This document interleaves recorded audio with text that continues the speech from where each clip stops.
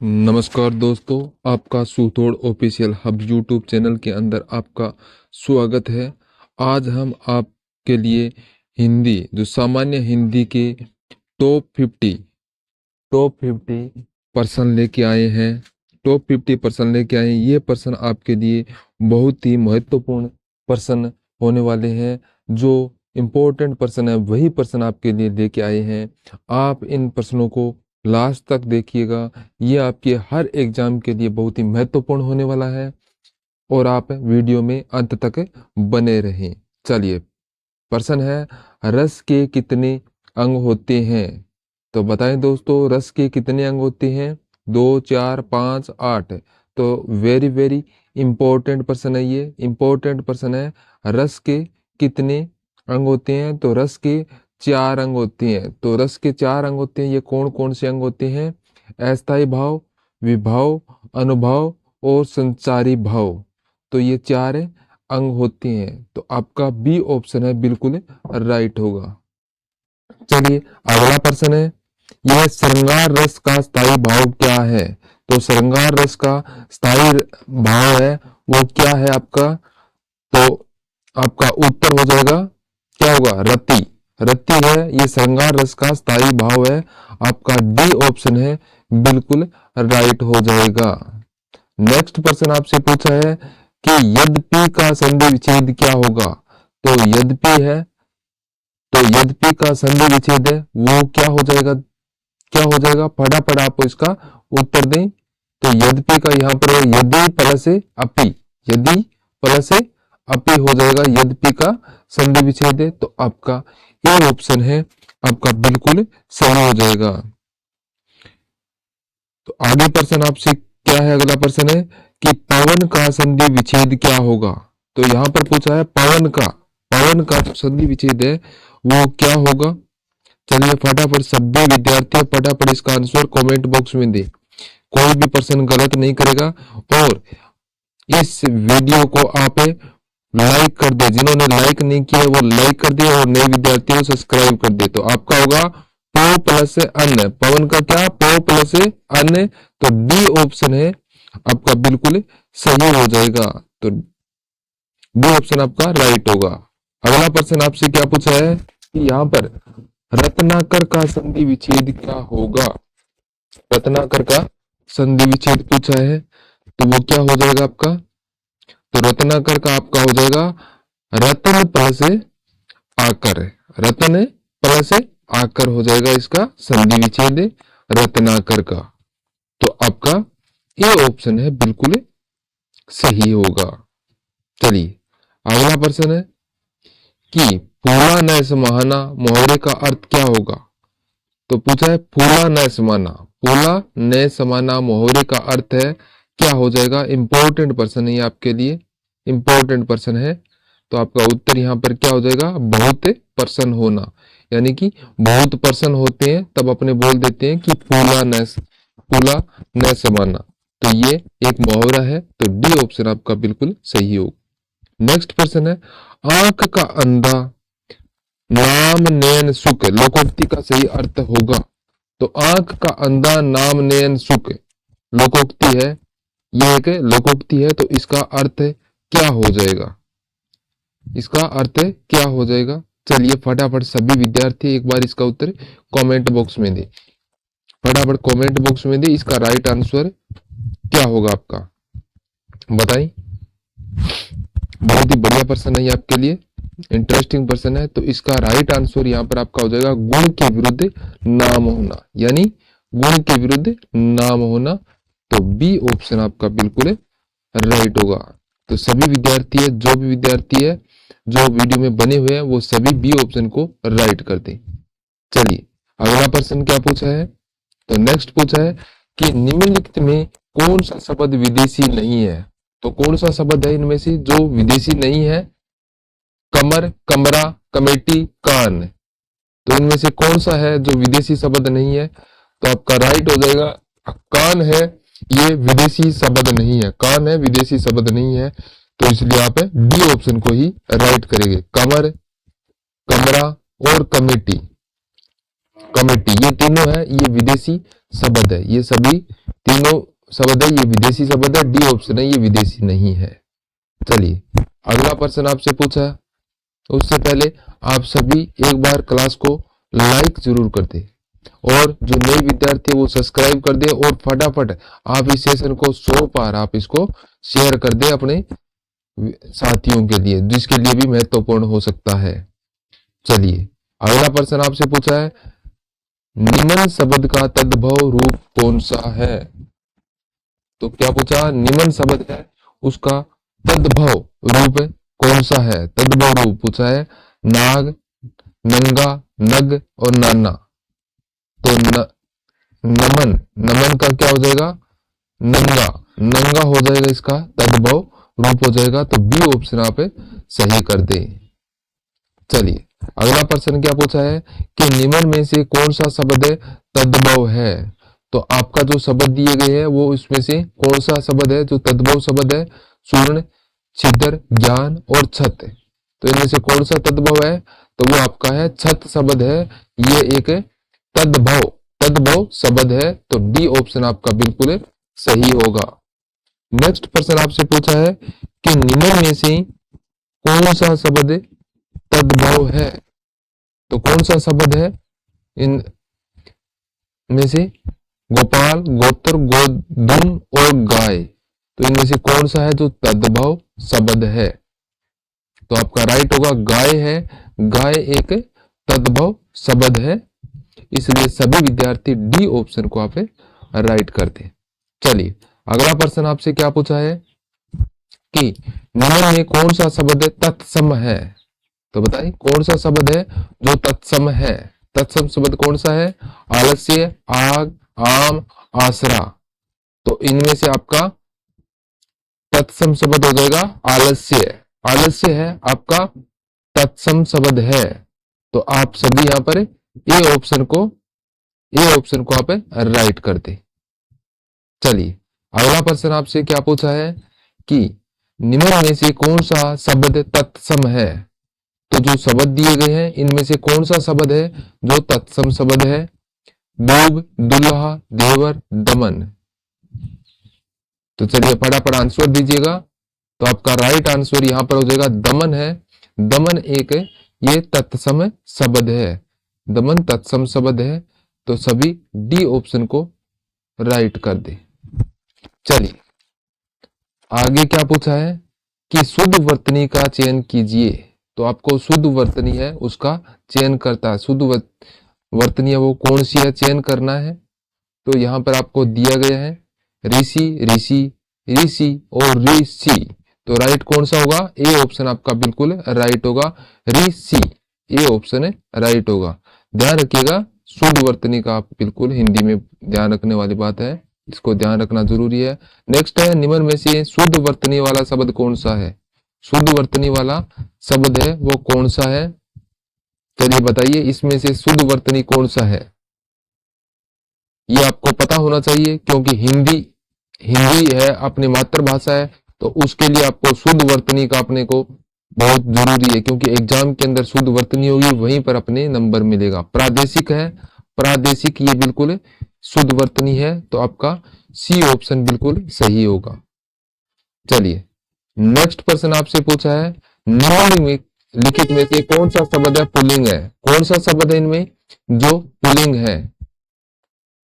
अंधेरे, नकेल, मुंडेर और बटेर।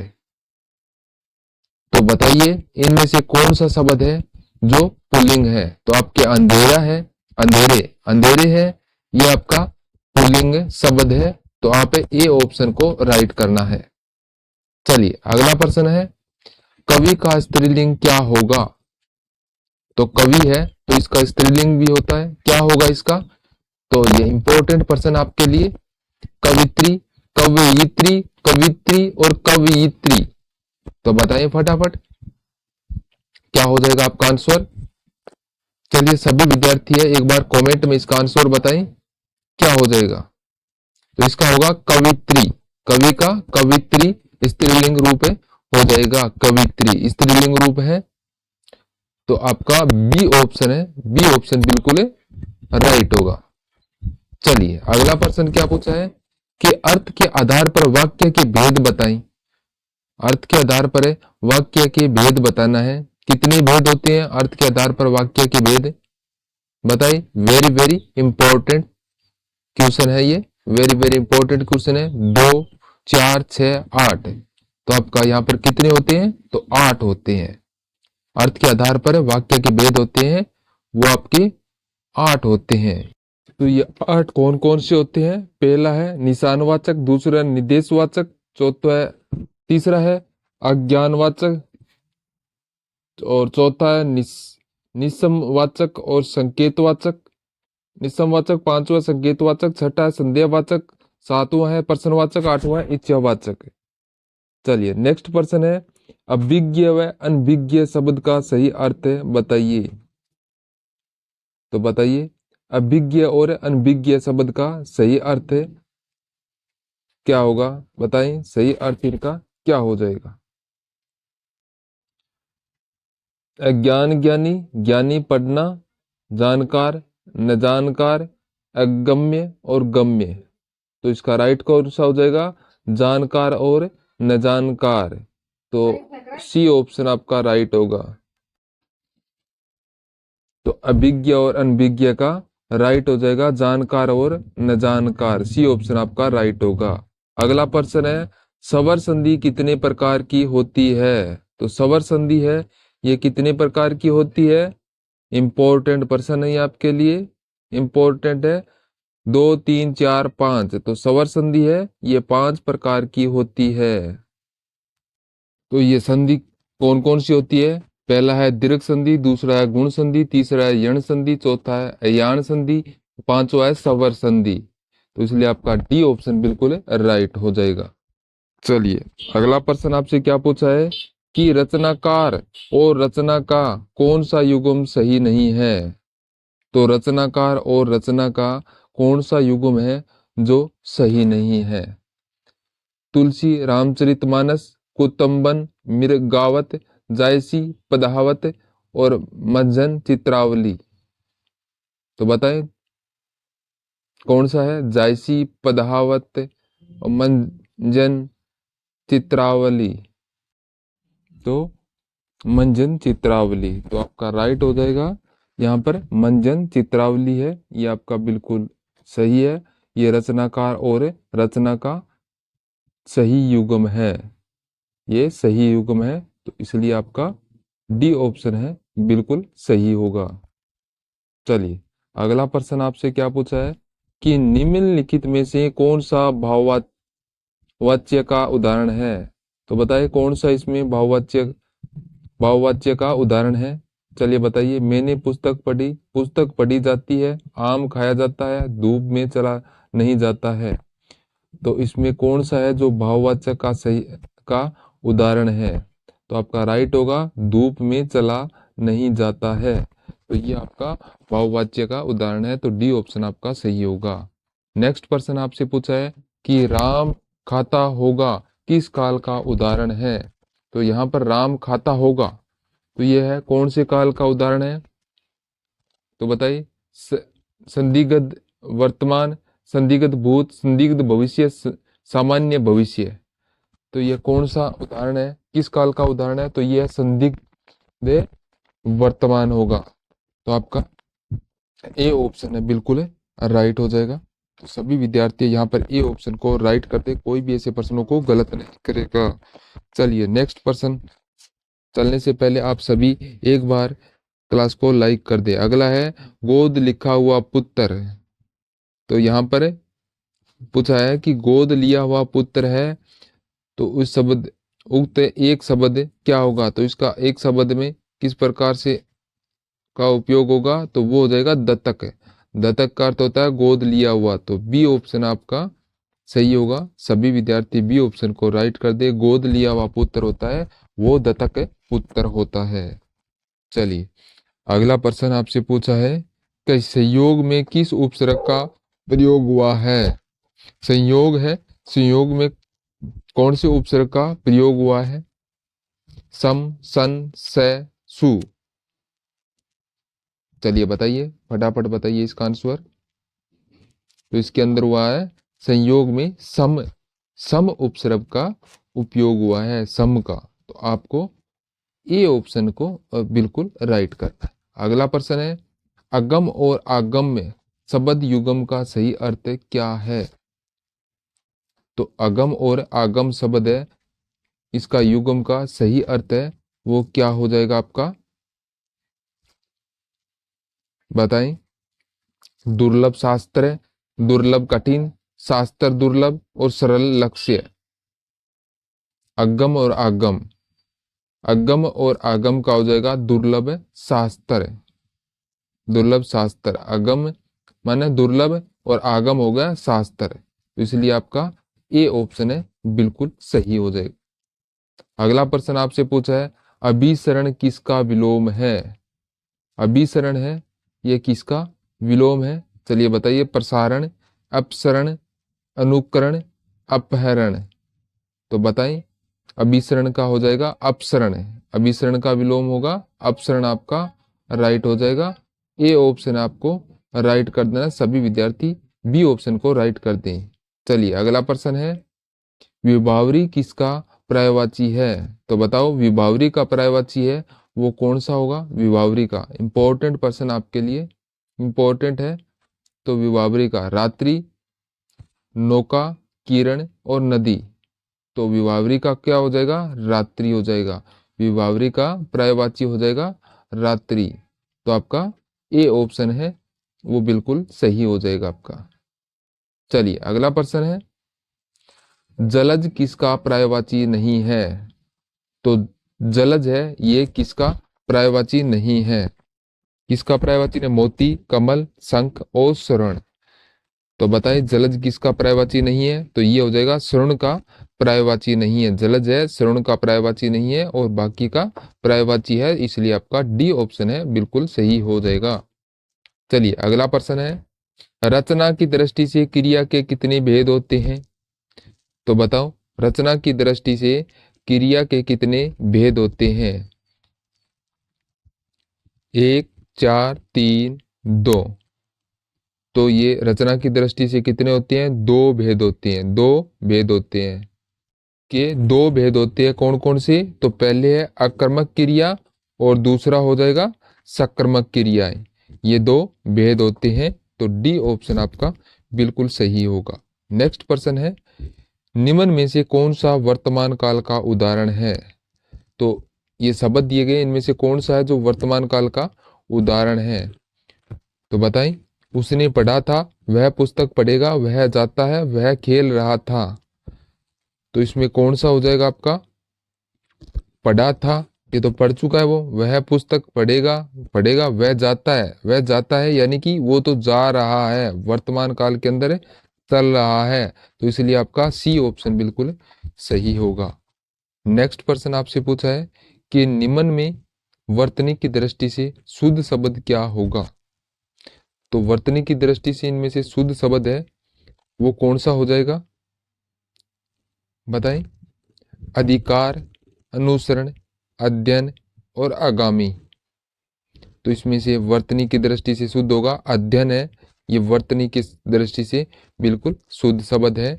तो इसलिए आपका सी ऑप्शन है ये बिल्कुल राइट हो जाएगा, सभी सी ऑप्शन को राइट कर दे। चलिए अगला प्रश्न है, आंख का पर्यायवाची कौन सा है?